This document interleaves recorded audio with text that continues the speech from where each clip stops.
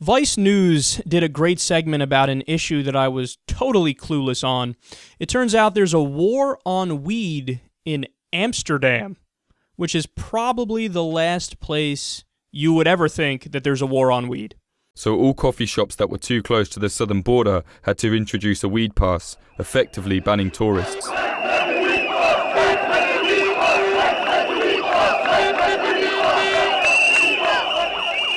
When the government said the rest of Holland would be next, including tourist hotspot Amsterdam, the Liberal mayor there was able to cut a deal. The city would start closing about a third of all coffee shops to please the national government. This was a symbolic political move by the mayor to show he cares and to prevent having to ban all tourists from Amsterdam's coffee shops. So due to the tighter regulation of coffee shops here in Amsterdam, this bar, the Old Church, was once well known for selling weed, but now only sells alcohol. And another coffee shop here, High Time, is going to have to close down also within a year. And unfortunately for Jaap, he's one of the 70 people who have to go. It sounds like the government are just, shutting the door on you, shunning you a little bit.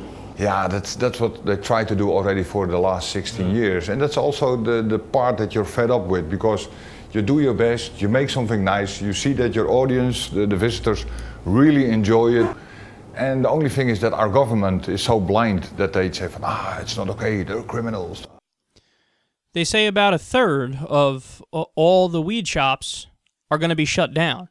And that was part of the deal that was more kind on Amsterdam as opposed to other places in the Netherlands. They said that they implemented a weed pass, which just means they basically banned weed tourism in certain parts of the country, and that's a disaster.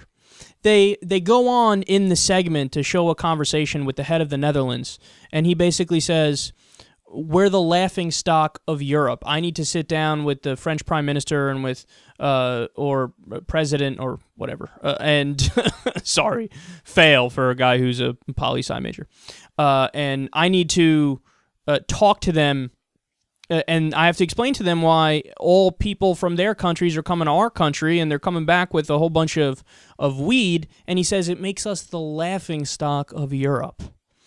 But my response to that is, no, it's the other countries that should be the laughingstock, because the other countries aren't nearly as free in that respect. It's stunning to me how long it takes for bad ideas to die. Because as long as something is the status quo, it's viewed as the default. It's viewed as the, well, of course. You know what I mean? So if you're just used to X happening, then X becomes like, well, it's always been like that because that's how it is right now, right? So for the longest time, weed was, viewed as negative and bad and a drug and it'll ruin your life and you're a low life if you try it and et cetera, et cetera. And then it's that mentality sticks around solely based off of momentum. It's the Joe Rogan theory. He implements this or discusses this very often. It's the idea that our parents and our grandparents and our great-grandparents, they all had ridiculous ideas, not based on science when it came to certain things, like substances like marijuana. And then that mindset carries over until today, to the point where you have a place where it's a booming industry and people are making a lot of money off of it. People are getting rich. It's helping the economy of these different countries. But then you still have leaders who get into power and they go, no, we need to ban it in that part, and we're going to try to shut down a third of the coffee shops which sell the pot in Amsterdam, and we're going to crack down in this way and that way. They go on to say that it's not even technically legal right now in Amsterdam. It occupies this weird area, sort of like decriminalization, but not even full decriminalization yet, because you could still get arrested if you're caught with over a certain amount of weed. So it's like, it's still illegal, but it's allowed. That's the way they describe it. And all it takes is one, super asshole leader to go, that's it, shut it all down. And then that's what happens. I mean, it's unbelievable how there are some issues, some political issues, where there's virtually no freedom almost anywhere in the world. Like Portugal, for example, they, I think, decriminalized all drugs, but they didn't legalize, but they decriminalized. The results have been fantastic. But that's as close as you're going to get on the idea of drug freedom. Some places have certain ones legalized. Of course, many places have alcohol legalized, which is one of the worst drugs. But we don't have a society that really abides by the principle of freedom when it comes to putting in your body whatever you want to put in your body, as long as you're not hurting anybody else. And what's so amazing about that is that seems to be like the definition of freedom. It's like a basic premise of it, that your body is your temple and you choose what you put in it. I mean, who the fuck is the state to come along and tell you don't do that because I say so? Well, who are you? I don't give a fuck about you. What does that even mean? If somebody wants to drink Clorox, by all means fucking drink Clorox. It's none of my business.